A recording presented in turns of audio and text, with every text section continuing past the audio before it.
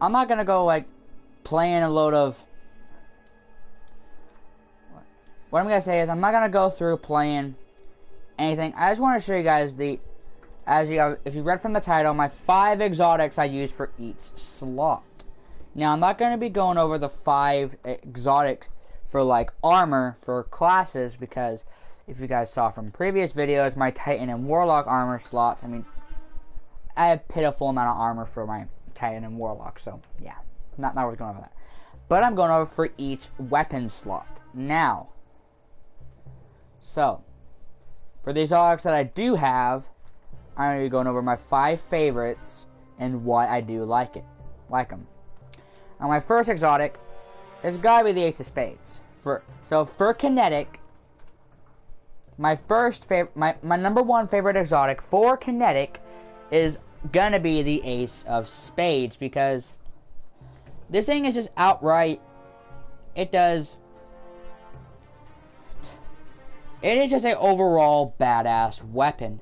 Not because it's a hand cannon, but because of its exotic perk, Memento Mori, and you can pause the video to read it, but I'm not gonna read it. But because not only does this increase the damage, but it also increases the damage at range. So basically, it just extends the range, which is always nice. And this is my favorite kinetic exotic hand cannon. Now that's my most favorite. I'm gonna go from like 1 to 1, 2, 3, 5, like my best to my worst. Now my next favorite has gotta be Malfeasance. It is another hand cannon. This is from the Drifter. I did this solo, and it was a pain in my ass, but this thing, it's really handy, okay? And because of its explosive shadow perk, and you can pause the video if you want to read it, because I'm not going to read it. And also because of its other exotic, Taken Predator. Because of its extra damage to Taken, and because of its explosive shadow, because usually kinetic weapons do pitiful damage to shields, to like enemies as shields, and I don't want, like, this thing, it just takes down the shields so easily, and I got 15 rounds and 15 cartridges in the chamber. I just feel like I don't really have to reload, and it's actually a good cannon for the 180 per minute, 180 RPM archetype. Now, I typically don't like this archetype, but for this hand cannon, I make the exception. Now, for my third exotic, has gotta be Shuros Regime. And more specifically, Shuros Regime with dual speed receiver. Because it just does so much damage at range, it's actually insane. Like, I actually used this in one of the story missions, well, one of the campaign missions for Shadowkeep, which is where you go into the summoning pitch to fight that in D1. I always played D1 and played that strike, where you go down to the summoning pits and fight that chained what's it called? Hive Ogre. It was actually really useful. It was very, very, very useful with dual speed receiver.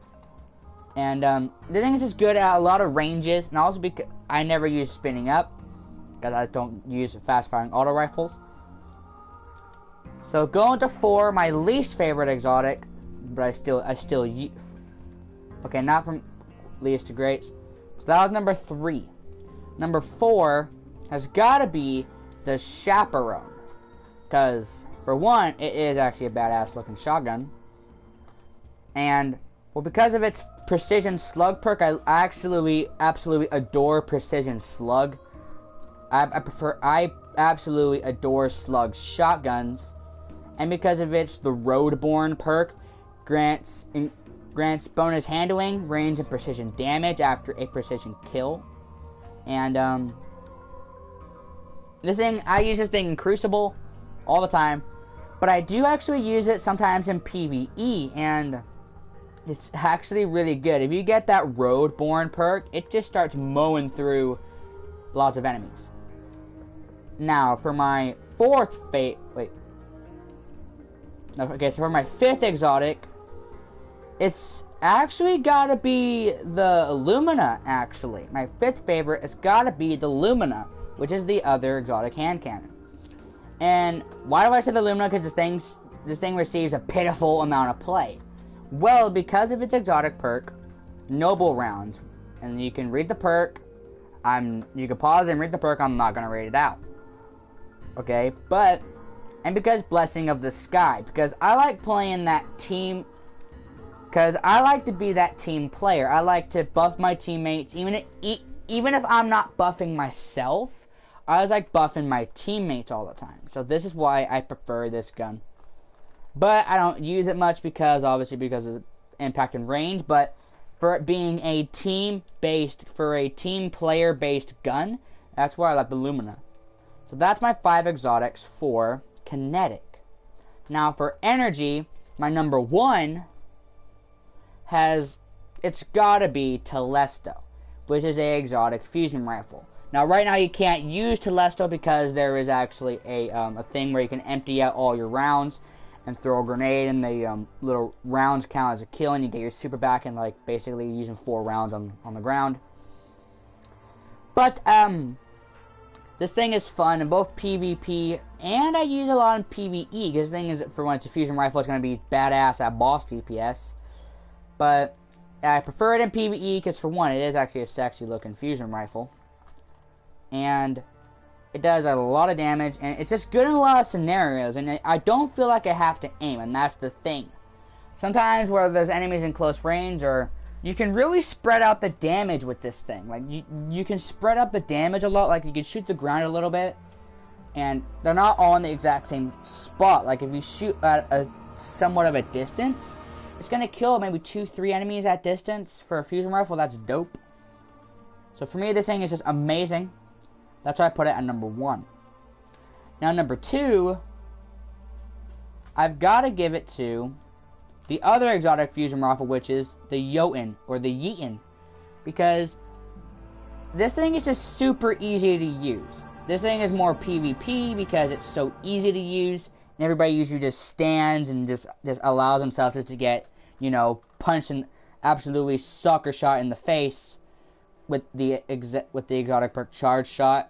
You can pause and read it. I'm not going to read it out loud. Because it's a fusion rifle, but it doesn't fire 5 or 6 projectiles at once. It actually just fires 1. And in Crucible, it's a one-shot kill if you get a direct hit. And as it says, charge up a tracking shot. And this thing tracks your enemies, you don't gotta worry about really missing.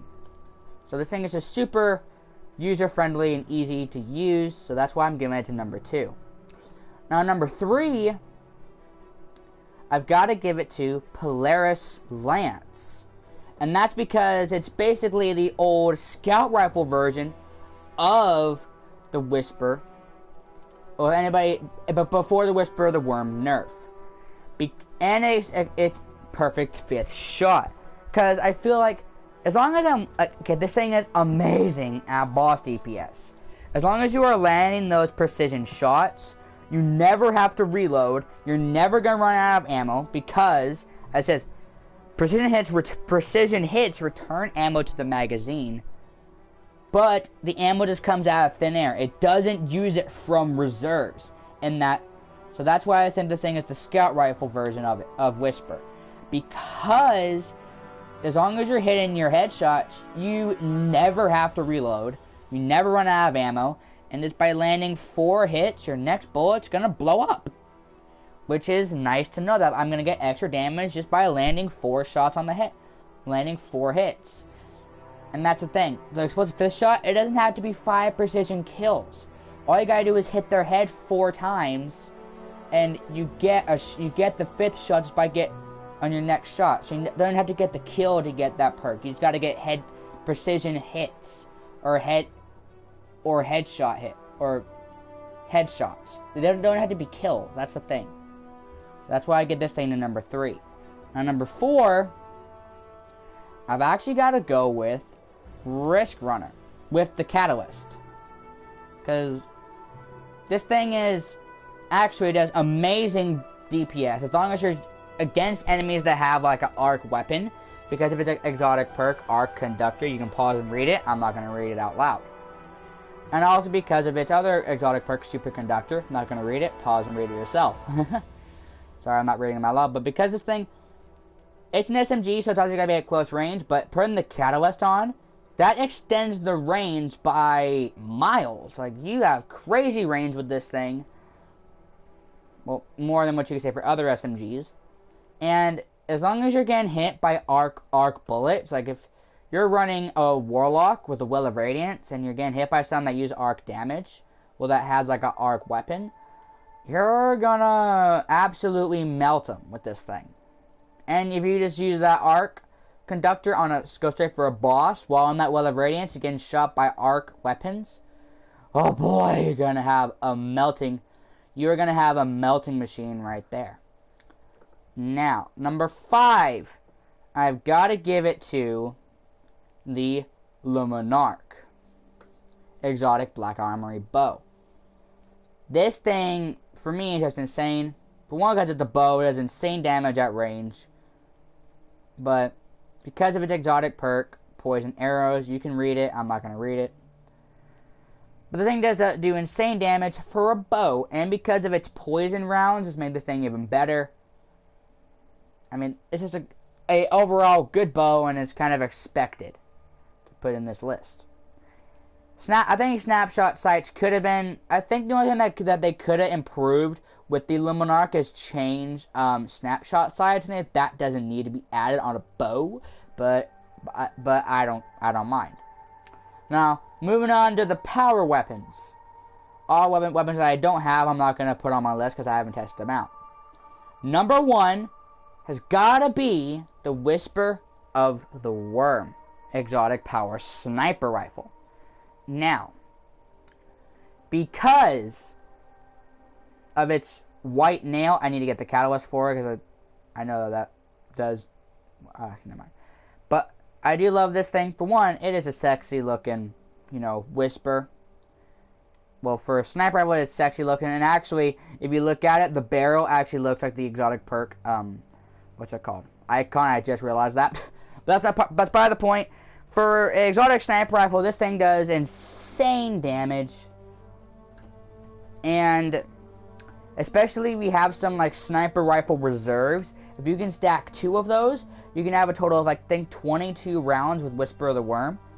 And that's just insane. Having 22 rounds total, both in clip and in reserves, that is just insane. For me anyway. So, and the thing does insane damage, and as long as you're landing your precision hits, then it's just insane. And you never have to reload. The ammo doesn't come out of thin air. That was the nerf on it. But for me, it's still number 1. Now, number 2 has got to go to, I think, the Thunderlord. Because, as I keep saying, this thing is also insane. Because it has Rain Havoc, I'm not going to read it, but getting kills with weapon basically strikes lightning from above, and lightning rounds this thing fires more accurately and fires faster, more accurately, longer trigger is held down, and continuous damage generates lightning strike. So, and this thing is just because this thing is amazing at boss DPS, because not only are you getting not only is it a good rounds per minute machine gun that does, for one, insane damage because it's a heavy, but because just by hitting, like, I could keep hitting a boss's precision, it could keep shooting a boss in the head, and that's a lot of precision damage right there. Like, precision damage wise, that's a lot of damage, but I'm also getting extra damage from the lightning rounds. It's insane at boss DPS, and the reload speed is frankly what I want to have on a light machine. This thing, it does amazing, has amazing reload speed, and I never feel like I have to reload that often besides when I'm holding down the trigger for so long. So that's why this thing gets number 2. Now, number 3, I'm gonna have to put the Darcy exotic sniper rifle. I do actually love this thing. I wouldn't obviously use it over the Whisper. Well, maybe I would. That's debatable, but this thing is, and probably still is, amazing at boss DPS. Still, obviously, better options, but obviously, for me, this takes me back to D1, if anyone's played D1. Snipers are the best option for secondary. But since this is a heavy sniper rifle, and I can have a sniper rifle for my kinetic or my energy, then that's double sniper rifle damage. It just... But this is a semi-auto trigger. You don't gotta... This thing is a really fast-firing sniper rifle. This is one of the rapid frames. But also because of its other exotic perk target... Okay, you can read this perk. I'm not going to read it out. But because of its target acquired, when personal assistant is active, which is this perk right here, this weapon has better target acquisition and deals significantly more precision damage, which is amazing. Always gotta be amazing. And with the sniper rifle, you're always aiming for their precision area, or their headshot, some people call it. And having more precision damage just by zooming in on a target for maybe 2-3 seconds, that's easy. So that's why the thing gets number 3. Now number 4, it's gotta be the Prospector Exotic Grenade Launcher. This thing for me is just absolutely, it's insane. It really is insane. You can read the evacuation perk. I'm not going to read it out loud, but that's the only exotic perk about it. But this thing is a grenade launcher. If it had spike grenades, this thing would be stupidly powerful, but this thing has 8 rounds in a drum, and it has fully auto trigger system, and by hitting all 8 of those on direct hits, and also when some has arc singe or arc burn, whatever you want to call it, makes where arc weapons do more damage. This is an arc weapon, which makes this thing like so much more better. So that thing is just insane. That's why it gets number 4. Number 5, I actually do like the... You know what? Number 5 has got to go to Sleeper. I was going to give it to Leviathan's Breath, but I'm going to go for Sleeper. Because this thing is just amazing at boss DPS. That's the only thing about it. This thing is actually a menace in Gambit. And it still is, even though you can have less ammo. There's obviously, I think, a mod out there where you get more linear fusion rifle reserves. Let me quickly check that. I think that there is, not there. I think there honestly is a thing out there where, let me see. Let me see. So yeah, there is a solar armor piece for linear fusion rifle, and that just makes Sleeper seem a lot better because you can just hold more ammo for Sleeper just by putting on a mod, and that makes things insane. But if I didn't have Sleeper, I would have to give it to Leviathan's Breath. So the Leviathan's Breath and Sleeper Simulator are kind of in competition with my 5th slot. But I'm gonna tell you why I do like Leviathan's Breath, because this thing is another one of those. It's like the Queensbreaker, which I do like, and it's also like the Sleeper, but it's a bow and gambit. This thing is like, it's a one-shot kill to the head, obviously, but it's a one-shot kill to the body, so I don't gotta worry about, setting up my bow to hit the headshots. And because normal bows, not even the Le Monarque with that poison effect, is a one-shot to the head. You still gotta get a follow-up shot. With this thing, I don't even gotta aim for the head. I can aim for the body, and it's still a one-shot kill. But because of the chain bowstring, now the bowstring is a chain, and that draw time is stupidly long. It takes approximately 2 weeks, or basically forever, to pull back the string. That's what you kind of got to worry about. But the thing that makes the Leviathan's Breath great, it's actually better on a hunter. I'll tell you why. If you use the exotic gauntlets, which I think are barely used, the Oathkeeper exotic hunter gauntlets. I'll tell you why. Because as you can read from here, bow charges can be held indefinitely. That's why I prefer it on a hunter. Because I can just hold down the bowstring for forever. I can never, I don't have to let go of the bowstring. That's why this thing is, for me, is OP on a hunter and gambit. So, that is actually it for the video, guys. I hope you have all enjoyed me just kind of going over my 5 favorite exotic weapons for my exotic slots.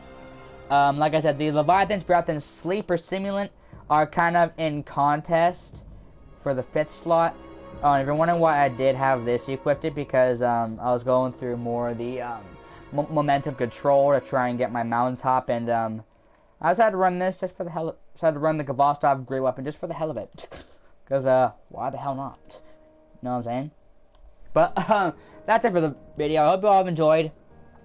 I'm going to do a follow-up video on this, just kind of chatting, if I'm honest. So, this video is going to post, but I hope you guys have enjoyed. I'll release a video somewhere tomorrow. Something like that. I hope to see you all in the next one. Peace out.